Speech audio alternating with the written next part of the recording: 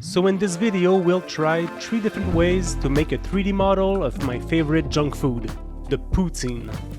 If you don't know what poutine is, it's one of the most simple and best comfort food there is. It's from the province of Quebec in Canada, and it's only 3 ingredients: fries, cheese curds, and gravy. Hello. Now, this is not a food review video, it's a 3D modeling method review video. Lately, I've been trying photogrammetry to scan objects and make them as a 3D model. So I thought about making this a challenge and see which of these methods will get the best result in a decent amount of time. The challenge of making a 3D poutine will be between photogrammetry, Blender, and an AI software.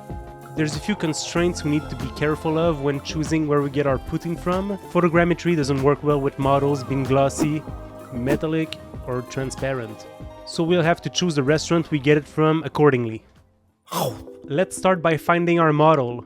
There's only one place near me that makes poutine. It's not the best, but they serve it in a brown box, so it should be a good candidate for photogrammetry. The challenge begins by taking pictures of the model. I don't have any fancy camera equipment, so I'll just use my phone to take the pictures. It's recommended to take them in RAW format to give a better result when adjusting the colors in post-production.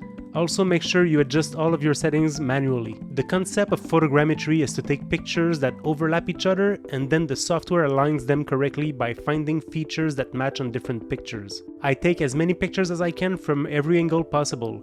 Usually you can flip the model to take pictures of the bottom, but I rather not do this for this one. Today was a good day for photogrammetry because there was no sun to cast a shadow on our model. This will make sure it lights up correctly when we use our asset.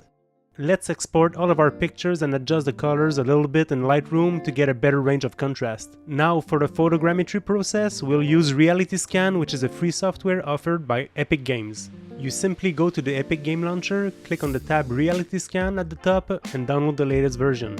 There's a steep learning curve to using this software, but if you want to jump right into it, you can follow the small guide that shows up when you open it up. Drag and drop all the pictures, go to the Alignment tab, and click Align Images.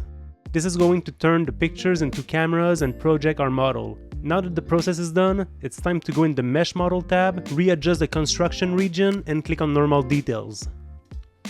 This is the part where it converts all the point clouds into a model. After that, you simply click on Texture and hope for the best. Now there's a ton of other features in Reality Scan to get a better model, but for the sake of this video, we won't go much further than this. Now the model has way too many faces, so we'll simplify it to get around 5,000 faces. Let's export the model and put it to the side because now it's time to make my own model. I'll be using Blender and I'll try to make it fast and simple. First of all, let's find a reference image.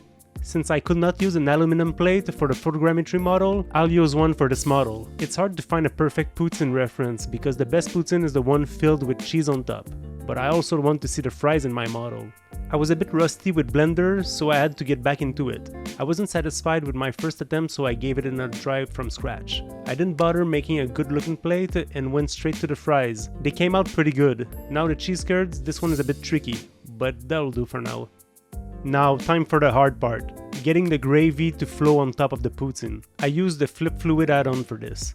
Using the top cheese curds and fries as obstacles was the best option. I had to play around with the settings to get the best looking gravy possible. I also played around with the material to add some spices in the gravy using a noise texture. Making a realistic poutine is harder than I thought, but I'm quite pleased with my results. Now, for our last method, we'll use an AI software to generate a 3D poutine. First, let's find the website to generate our model. I never used AI to create a model before, so I actually don't have any clue how it works. I found this website called meshy.ai, which seems fine. We'll try the free tier modeling and see what we can come up with. Let's use the text to 3D function and write down poutine on a plate. Yeah, not bad, but poutine is only 3 ingredients and it's missing one of them, the cheese curds. Alright, I'll give it another try with image to 3D. Let's upload a decent image and see if we get a better result this time. This is actually impressive. Even when I go from more than 1 million faces to 10,000 faces, it still holds up pretty well. The only problem is that you need to pay to download the asset. So I guess we'll never know how good it holds up in a game engine. Alright, time to load up Unity and see how good our assets are. I'm actually on a new computer now, so I'll need to download the latest version of Unity. Now let's import our results in Unity and see what it looks like. So obviously those are far from perfect. The photogrammetry model could look good if I took the time to take more pictures or if I worked on the model in Blender. The Poutine I made is not looking very good either, but I have way better control on this model if I wanted to spend more time on it to make it look better. So depending on the type of game you want to make, photogrammetry could be the way to go for a more realistic look.